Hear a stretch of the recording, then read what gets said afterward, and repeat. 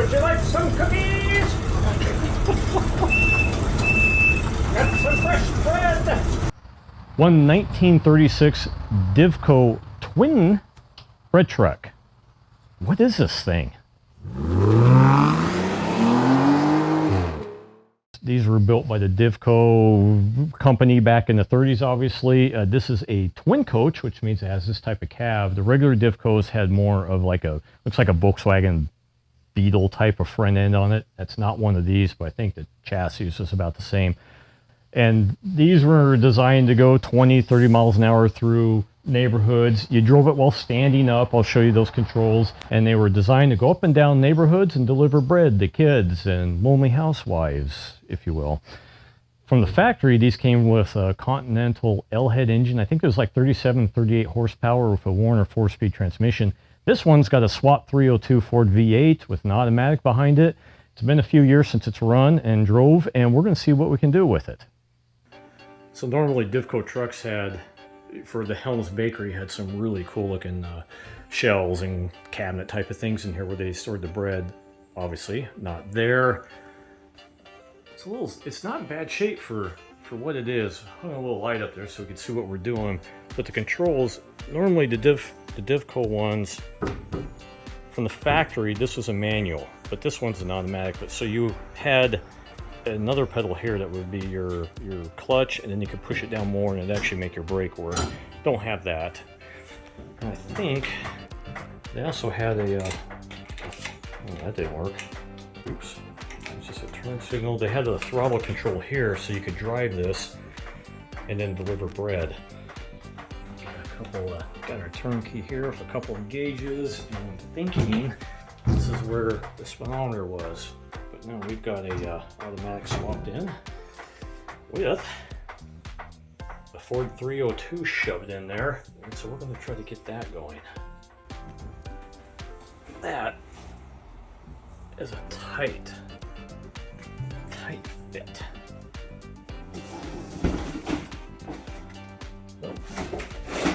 Our brakes, wiring everywhere. Yeah, it's quite the wiring job, isn't it? It is. So one of the problems we're having, we think, is we're not getting any spark on this. We're going to verify that, but we do have another distributor that we can shove on there. And well, this is a possible problem. This is our replacement. It's just the points, and we're thinking of stabbing that in.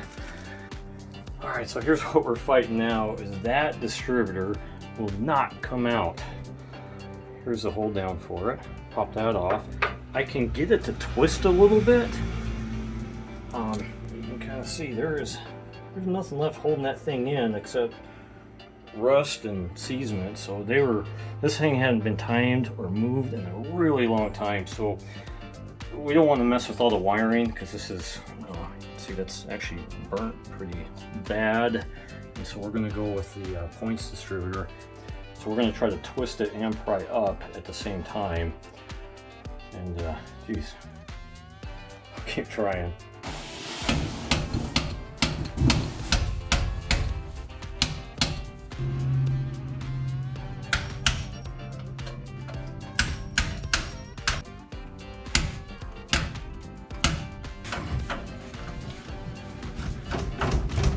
I can see it is coming up. Oh, look at that. I think we're there. Okay, let me see if I can just wiggle it. Oh yeah. You okay? Oh yeah. Just, you know. You can't give it too little. Coming? Yeah, look at that. Okay, we got it. Oh, okay. Put that there. So I know this is roughly there. We've already got that. Super happy, and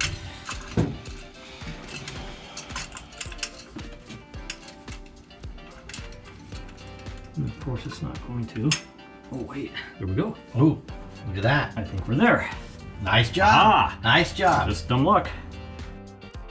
All right, got the distributor in. We messed up and put the wrong firing order in at first. I guess there's two for 302s, who knew? But we figured that out because somebody was smart and actually wrote the old firing order and the old cap. So anyway, we got that straightened out, and we got the fuel line is hooked up down there. Now we have to wire up the coil to the new setup. So here we've got our ground interrupt for the points. We'll get that wired in and then find a good power source for the coil. Then we might try firing this off. Well, we're wiring up the coil now. When we got the the tack side, that was pretty easy. It just goes straight to the points. And now we're looking at the other side. But we went ahead and chased up a ballast resistor to set up, and that part of the wiring would be pretty good. What I'm trying to do now is chase down some of the old wiring that's on there. It looks like somebody already gave it a shot, because we'd like to totally remove that old system and make it easier. But let's take a look at what I'm looking at. Brake pedal area. Nowhere. Nowhere.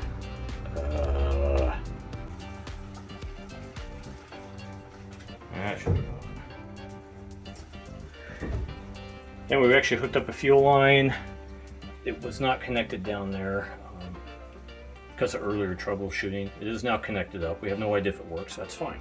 We went ahead and pulled out the old distributor. The old one was welded in there. We finally got it loosened up and out, and we didn't obviously check timing or get it to top dead center or anything. We just put it in exactly how the old one was, so I'm sure that won't work at all. And then here is our, I'll be first to admit, some pathetic wiring. But anyway, here's the coil.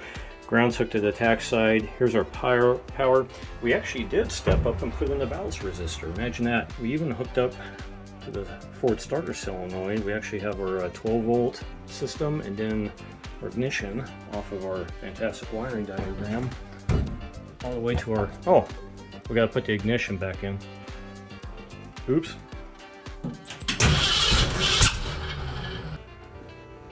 Well, fired up. However, it popped pretty bad through the carburetor, and since we've gone down this road before, we're going to go ahead and verify timing mark. Aaron's down underneath doing that, and we're going to try to get to top dead center and then verify where the rotor is and just kind of go through everything, because at least we're getting spark.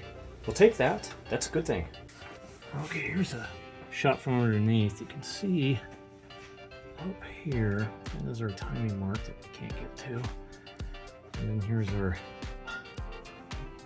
marks you can barely see. So just marking 0, then I think we're going to mark 8 degrees before top dead center, and then use a mirror and try to time this thing in, and that's where it's going to be. Yep. Well, we figured out why it was popping through the carb. So turns out the numbering on the engines is different. So we're GM guys. We're used to 1, 2, 3, 4, not 1, 2, 3, 4, 5, 6, 7, 8. So once we figured that out, a little bit of ether, it's not popping and banging at us. So we're gonna start pouring a little bit of gas down there so we can get it to fire up.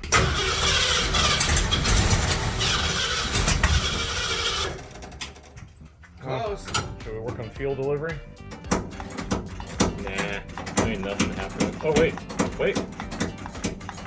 No, that's just a butterfly's moving. Dry. Yeah, dry as a bone. So if we pour gas down the carb or hit starting fluid, we can get to run. It doesn't run great, kind of bounces around, but we need to get, we think we got the spark figured out. Now we're looking at this, because we're not getting any fuel at all to the carburetor, but we do have a full tank back there, and we do have it up to our fuel filter. So we are going to swap it out.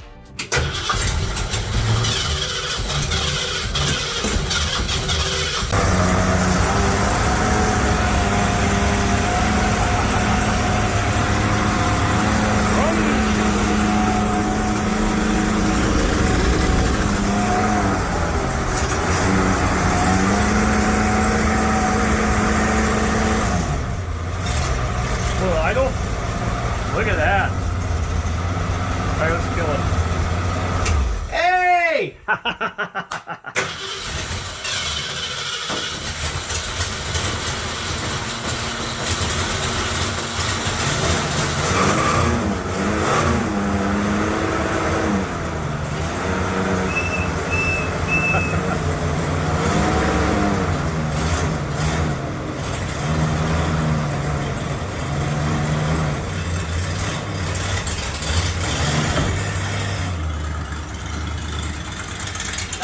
power.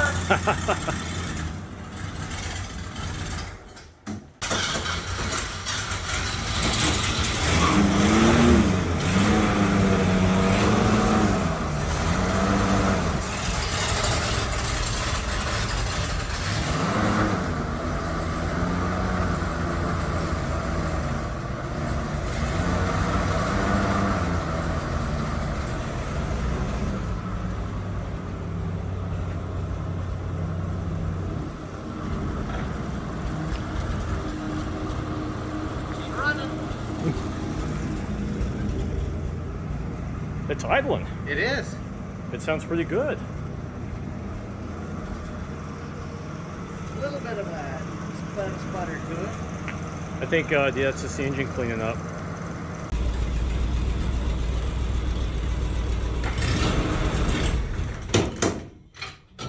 Oh no.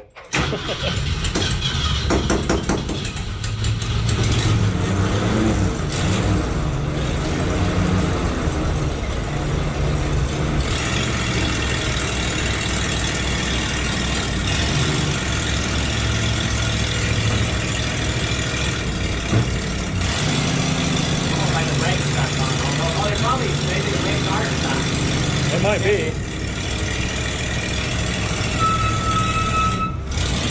Here, hang on. Close that door. Bees.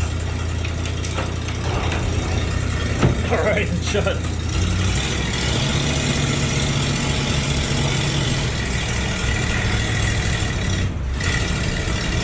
Okay, now you might leave it closed. It might be safer. Well, yeah, I mean, I'll fall out. Yeah, that's what I'm thinking.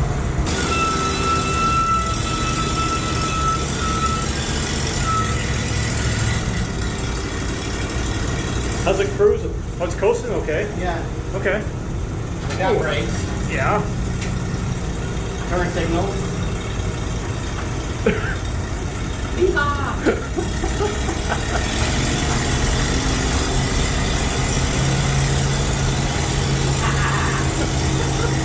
Now this is wild, isn't it? Yeah. I think we got an exhaust leak. Definitely. Now this thing's like driving a boat.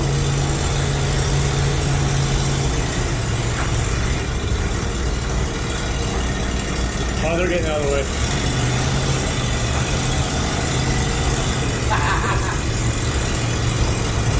Doesn't it feel weird? Yeah, I've never really stood in a car before.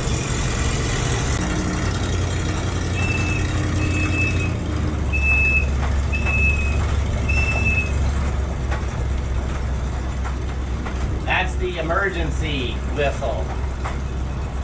That's the cookies are here whistle. The ice cream. I thought it was the no brakes whistle. Definitely had the unique feel driving way back here, doesn't it? Yeah, it does.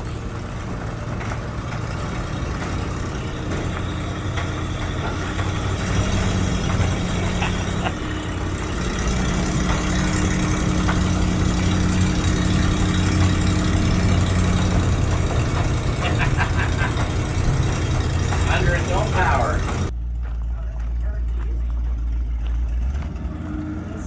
Turns easy. Oh yeah, well turning around is what it's designed for, right? Yeah. And now I don't, okay, now it's on its own, so it's running better, so I don't even have to put my foot on the gas to get going, so I like that. That's fired up. Good. It's getting better then. It is. Freeing up. Now give us some Okay. gas. Well, hold on tight, I'm gonna hit the brakes. You guys ready? Pretty good brakes. Well, I wouldn't call that good, but Well, they're better than I've been in nothing. cars that have pretty much nothing, bro. okay. It's like, right into that. Okay, Yeah, right. Matt, roll Yeah. out the door. Hey, the windshield's like a half a mile away, so. Oh, this isn't bad.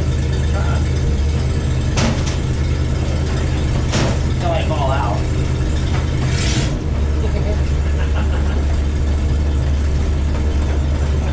We're going down the road. Down the road. Yeah, check your brakes, make sure you're liking it. Okay, I got it. Okay, I got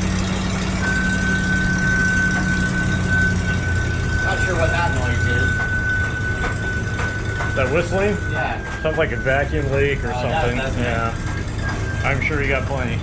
probably. It started up a lot better, didn't it? It did. Fired right up. It did. I think it's just cleaning up and clearing out. It'll be good to do some oil change would probably do a turd. Would you like some cookies? Got some fresh bread. Maple bar!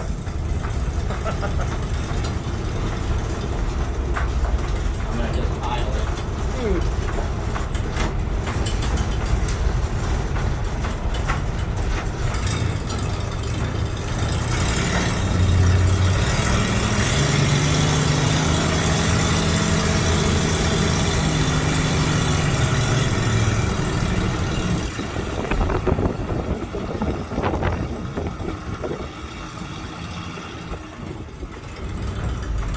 Peas. Peas.